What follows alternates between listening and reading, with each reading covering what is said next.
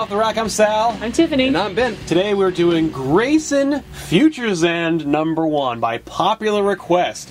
We promised we wouldn't do any more Futures End tie-ins, but people asked us to do Grayson #1 because they promised to be awesome.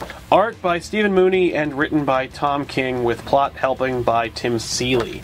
This was the, 5 years later, new continuity that we'll never actually see because I'm sure Futures End will be undone, of Dick Grayson, who joined Spiral because we did an issue of Grayson, which you'll find a link down in the description box below, on another episode of Off the Rack. So, initial thoughts of Grayson #1 Futures End.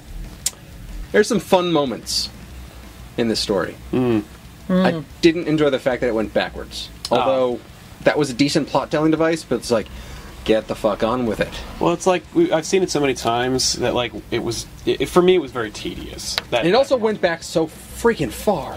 Yeah. I didn't care for it. But it's not for me. And I don't mean, I'm a girl. I mean, I need to apparently be, to have understood what is going on to have picked up this one shot. It's a one shot, and I needed to know what was going on, because I picked this up and I was like, what the hell is happening? I barely comprehend what this Future End thing is, so I really was like, oh yeah, I don't understand what's going on. Well, Future's End makes no sense. No. I have no idea. Yeah, if you hadn't told me that this was the 5 years in the future thing... You would have just assumed it was happening now. Yeah, if I picked this up simply because I was like, oh man, cool, I can do that, and Conan O'Brien's on the back? Oh yeah! And then I'd read it and be like, I don't know what I'm reading. Thoughts on the writing as far as Grayson #1 Futures End is concerned?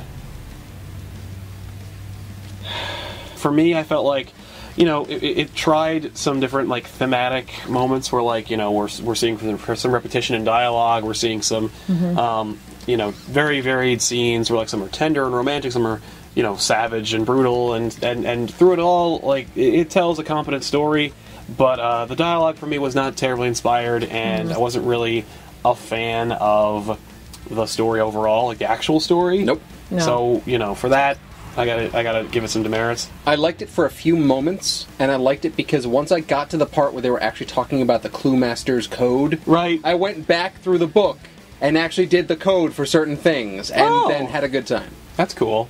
I didn't bother to do that. Neither did I. I did. I had a laugh. I laughed out loud. Wow. I lolled on the train. I think I'm going to freak someone out. It didn't. Nothing wowed me. No. Nothing was something where I was like, I remember something that, specifically that's something that happened. I remember not knowing who the guy was at the beginning, and over time, the main antagonist. Yeah, the KG Beast. That made me laugh. How about that? That's an old school character. That made me laugh. I was like, that's hilarious. Never been cool. I will say some of the scenes that connected well, where it's just they're talking about certain things and the feel of the scene changes drastically. So they're having an intense moment, and then they're having a funny moment, and then they're having a serious moment, and then they're having a learning moment, and you're getting the answer before the question, right? Because of that backwards storytelling device. Yeah, that timeline, and it's a little jarring, but you finally get it, and you're like, all right, I get what you're trying to do. It's not worth it, but you gave it a shot. So good there. Yeah, they're trying something different. I felt like I was watching a highlights reel of someone's life. Yeah. As they were undying. Yes, as they were facing a fate worse than death. Benjamin Button. Yeah. He was Benjamin Buttoning it up. Thoughts on the art? I didn't care.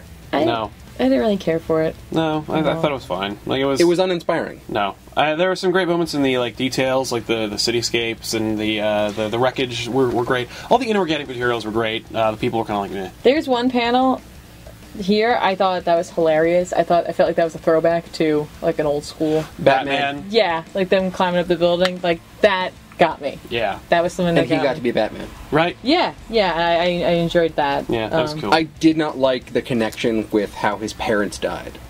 I thought that was incredibly dumb. I also thought the science behind it was bullshit. It's acid that'll eat through a rope if you touch it to a rope, but you can touch it on your finger and it's fine. Yeah. It won't eat through your flesh. It just eat through, why does that have magic acid? Also, this is not, the artist's fault, probably, but the Robin costume, Dick Grayson's New 52 first Robin costume, sucks. Hard. It's awful. Yeah. It's this horrible combination of the Tim Drake like 1990s Robin suit and his Nightwing costume, and the movie from like Batman Forever, and it's just garbage. He looks like a wishing troll with a jewel in his tummy, and you could rub it. Earn the black. Yeah, Batman, last time I checked, you didn't dress like a Christmas tree when you first started. Well, you know, I did a lot of training, and... Look, shut up, put it on. Just put on my Target costume. Fuck it. No, you look good, Decoy, let's go. Overall score for Grayson #1 for the Future's End tie-ins? I give this a 5. Yeah, I give this a 5.